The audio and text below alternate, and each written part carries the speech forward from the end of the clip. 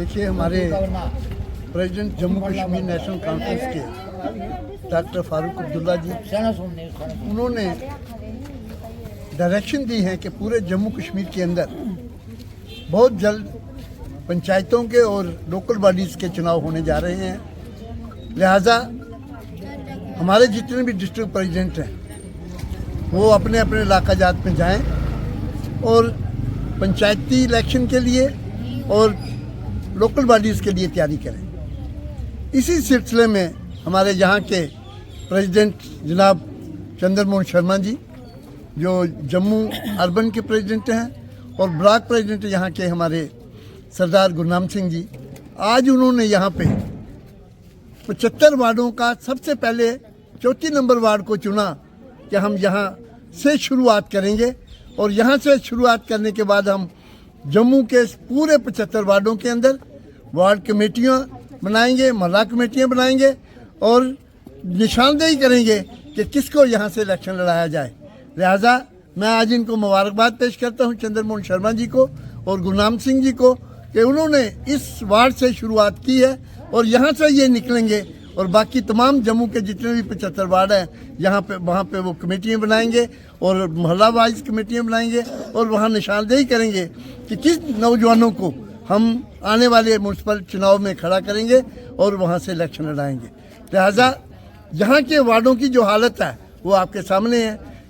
गलियों की हालत देखिए आप, कूचों की हालत देखिए, जितने यहाँ नली नाले हैं, ये जो सिस्टम है पानी का, बिजली का, ये यहाँ की जो म्यूनसिपल कॉरपोरेशन है उसकी बुरी हालत है आपके सामने। आज ये हमारी माताएं बहनें यही कह रही हैं कि साहब हमें यहाँ पे बहुत मुश्किल है, क्योंकि म्यूनसिपल कॉरपोरेशन जो जम्मू की है वो सही ढंग से काम नहीं कर रही है। लिहाजा ये उनकी शिकायतें भी सुनेंगे और मैं चंद्रमोहन शर्मा जी से और गुरनाम सिंह जी से दरख्वास्त करूँगा कि वो म्यूनसिपल कॉरपोरेशन के अंदर कमिश्नर साहब को या जितने भी वहाँ के ऑफिसर्स हैं इनकी जो मुश्किलातें हैं वो उन तक पहुँचाएँ, और यहाँ जो ब्लॉक के हमारे अहदेदारान हैं या जो वहाँ के वार्ड के अहदेदारान हैं वो भी अब म्यूनसिपल कॉरपोरेशन की तरफ रजू करें ताकि इन लोगों की जो मुसीबतें हैं, परेशानी है, वो दूर हो। सर जिस तरह से पहले 2014 में हमें एक सुनाई दिया था कि अच्छे वक्त आएंगे, तो वो अच्छे वक्त के लिए लोगों ने इंतज़ार किया। फिर उसके बाद जब इलेक्शन आई एनसी सरकार की, तो एनसी ने उमर अब्दुल्ला ने अपनी टोपी खोल के लोगों के सामने कहा कि हम मुझे वोट दीजिए, और अब वही लोग पछताते हैं कि वोट दिया भी फिर भी डेली वेजेस का कोई मसला हल नहीं हुआ। उसके ऊपर क्या कहना चाहेंगे? देखिए, 2014 की आप बात कर रहे हैं कि अच्छे दिन आएंगे, कितने अच्छे दिन आए हैं वो आपको पता है। आज भी लोग उन्हीं की परेशानियों की वजह से, ये जो जितनी आपकी दिक्कतें हैं ये उन्हीं की वजह से, सब वही बीजेपी की वजह से। ये वायदा जो है बीजेपी ने किया था कि हम 15-15 लाख रुपया हर एक के अकाउंट में जमा करवा देंगे। आपके अकाउंट में हुआ है? उन्होंने कहा था कि हम हर घर में नौकरी देंगे, 2 करोड़ नौकरी पर ईयर देंगे। क्या किसी को नौकरी मिली है? अच्छे दिन तभी आते थे कि अच्छे काम होते, तो उन्होंने कोई काम अच्छा किया नहीं। 24 तक यही हालत रही है। अब जहाँ तक आप डेली वेजेस का कहते हैं, हम आज भी कह रहे हैं कि डेली वेजेस का मसला जो है नेशनल कॉन्फ्रेंस ने हमेशा उसकी हमायत की है, और वही वजह है कि जब हमारी सरकार बनी, पहली असेंबली जब बैठी, वहाँ पे ही असेंबली के अंदर एक कमेटी बनाई गई जिसकी सरबरस्ती हमारे चीफ सेक्रेटरी साहब कर रहे हैं। उनको कहा गया कि 6 महीने के अंदर अंदर रिपोर्ट दीजिए, और ताकि उस रिपोर्ट के मुताबिक हम डेली वेजेस को पक्का करें, या जो भी नाम्स होंगे वो बनाएं। 6 महीने के अंदर नहीं, लेकिन अब उन्होंने रिपोर्ट दे दी है।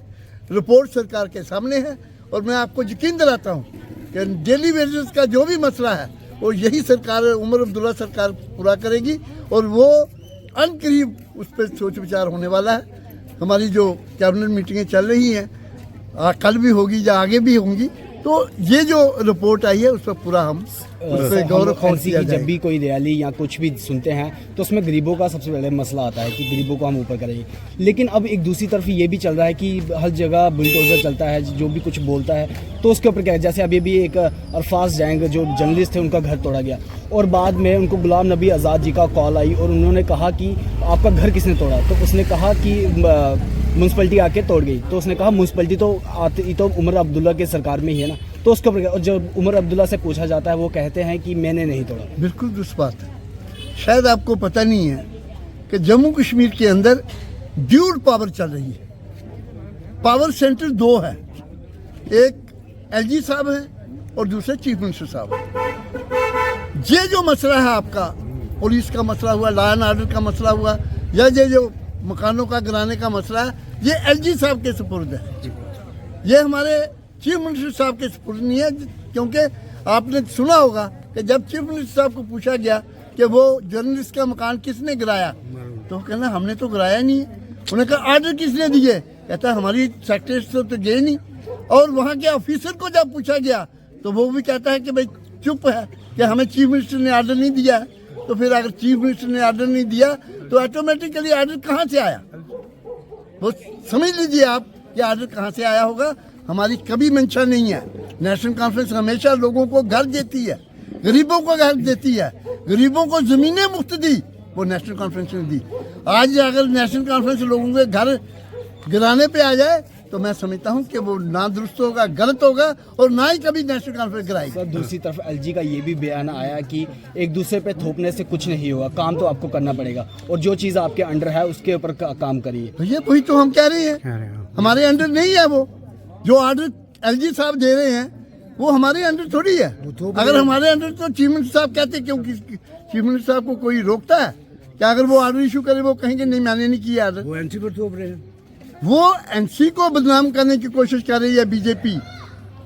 हमारा यही कहना है कि ये लोगों की चुनी हुई सरकार है, लोगों ने चुना है इसको, इसकी इज्जत कीजिए, मैंडेट की इज्जत कीजिए, डेमोक्रेसी की इज्जत कीजिए, तभी आप जम्मू कश्मीर को आगे ले जाएंगे।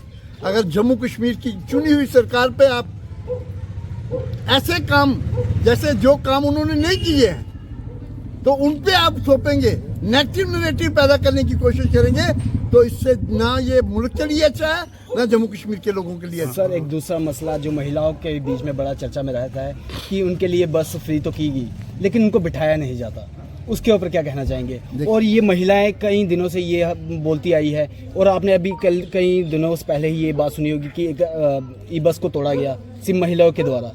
क्यों? क्योंकि उनको बिठाया नहीं गया। देखिए, जहाँ तक सरकार का ताल्लुक है, सरकार का ताल्लुक है, सरकार ने बहनों के लिए, औरतों के लिए फ्री किराया रखा।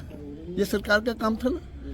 उसी के सिलसिले में जो आपकी शिकायत हमने यहाँ सुनी बहनों की, मैं मिनिस्टर साहब के नोटिस में लाऊंगा ये बात कि क्या बात है, क्यों नहीं उनको बिठाया जाता है। लेकिन हम जब देखते हैं कोई भी बस हमारी निकलती है, देखते हैं तो बसें तो भरी होती हैं, बहनों से भी भरी होती हैं, भाइयों से भी भरी होती है, तो इसमें कोई दो राय नहीं है।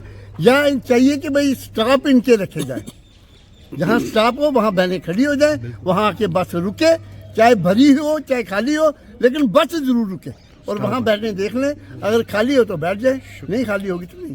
तो मेरा कहने का मकसद, इन्होंने हमें कंप्लेंट दिखाई है, मैं जो हमारे जो मंत्री हैं शर्मा साहब, उनके नोटिस में ये बात लाऊंगा।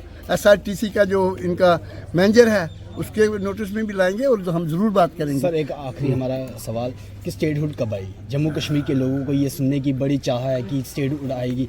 उन्होंने रेजोल्यूशन के पहले जो मुद्दा चला था वो भी अब दब चुका है, फाइलों के बीच में ही वो दब गया है। अब एक स्टेटहुड का मुद्दा है, अब धीरे धीरे वो भी घिसते घिसते चुप होते जा रहा है। बड़ी बदकिस्मती है उस मुल्क की कि जिस मुल्क के प्रधानमंत्री ने और होम मिनिस्टर ने जम्मू कश्मीर के लोगों के साथ जो वायदा किया था कि इलेक्शन के फौरी बाद हम स्टेटहुड देंगे, लेकिन बदकिस्मती ये है कि अपने वायदे पे भी ना प्रधानमंत्री जी पूरे उतर रहे हैं और ना ही होम मिनिस्टर साहब पूरे उतर रहे हैं। हम तो ये चाह रहे थे कि ये जो पार्लियामेंट का सेशन था, इस सेशन में ही ये बिल ले आते और जम्मू कश्मीर के लोगों को, चुनी हुई सरकार जो इन लोगों ने चुनी है और ये बात समझ के चुनी है कि सेंट्रल गवर्नमेंट जो है वो जम्मू कश्मीर के लोगों का जो राइट है, हक है स्टेटहुड, वो उसको देगी। लेकिन बदकिस्मती है कि ना तो चीफ होम मिनिस्टर साहब ये बात सुनने के लिए तैयार हैं और ना ही प्रधानमंत्री जी अपना वायदा पूरा करने के लिए तैयार है। मैं आपके माध्यम से एक बार फिर इन गरीब लोगों की तरफ से प्रार्थना करता हूं उनसे कि ये जो वायदा आपने किया कि जम्मू कश्मीर को फौरी स्टेटहुड दी जाएगी, उसको फौरी दीजिए। और जब अब पार्लियामेंट का सेशन बैठता है, आने वाले सेशन में आप यहाँ बिल लाइए और जम्मू कश्मीर को स्टेटहुड सर दीजिए। अभी भी जैसे विंटर पार्लियामेंट सेक्शन हुआ, वहाँ पे लोगों को चाह थी कि उमर अब्दुल्ला साहब हमारी बात रखेंगे, वहाँ पे स्टेटहुड की बात रखेंगे, लेकिन उस उमर अब्दुल्ला साहब ने वहाँ पे कोई बात नहीं। और जहाँ तक अगरउल्लाह की बात थी, वहाँ पे उन्होंने स्टेटहुड की बात की और बाद में उनकी वो बात आगे तक नहीं पहुँच पाई, उनको वहाँ पे सीरियस नहीं लिया गया। और जिनकी बात थी उमर अब्दुल्ला, वो तो कुछ कर नहीं पाए। देखिए तो उसके ऊपर क्या? देखिए ना, उमर अब्दुल्ला साहब पार्लियामेंट के अंदर नहीं बैठते हैं, वो बात कहाँ रखते? उन्होंने प्राइम मिनिस्टर साहब से बात रखी, होम मिनिस्टर साहब के आगे बात रखी, एक बार नहीं दर्जनों बार। अपनी असेंबली में रेजोल्यूशन पास करवाया कि फौरी तौर पे हमें स्टेटहुड दिया जाए। 20 बार हमने मुजाहरे भी किए, प्रोटेस्ट किए कि साहब जम्मू कश्मीर को, नेशनल कॉन्फ्रेंस ने ये प्रोटेस्ट किए कि साहब जम्मू कश्मीर को फौरी तौर पे स्टेटहुड दिया जाए। और पार्लियामेंट के अंदर हमारे मेंबर पार्लियामेंट जो हैं उन्होंने बोला कि स्टेटहुड दीजिए। हमारे राज्यसभा के मेंबर जो हैं उन्होंने पार्लियामेंट के अंदर बोला कि फौरी स्टेटहुड दीजिए। तो मेरे ख्याल में नेशनल कॉन्फ्रेंस की तरफ से कभी कोताही नहीं हुई है। नेशनल कॉन्फ्रेंस आज भी कह रही है, आपके माध्यम से कह रही है कि साहब हमें स्टेटहुड दीजिए। जम्मू कश्मीर के लोगों का जो फंडामेंटल राइट है, हक है, और चुनी हुई सरकार है हमारी, इसको फौरी तौर पर स्टेटहुड दीजिए ताकि यहाँ की जो रुकावटें डालने वाली एलजी एडमिनिस्ट्रेशन है वो ये रुकावटें बंद करे और स्टेटहुड मिलने से हम बेहतरीन यहाँ की तरक्की कर पाएं। National conference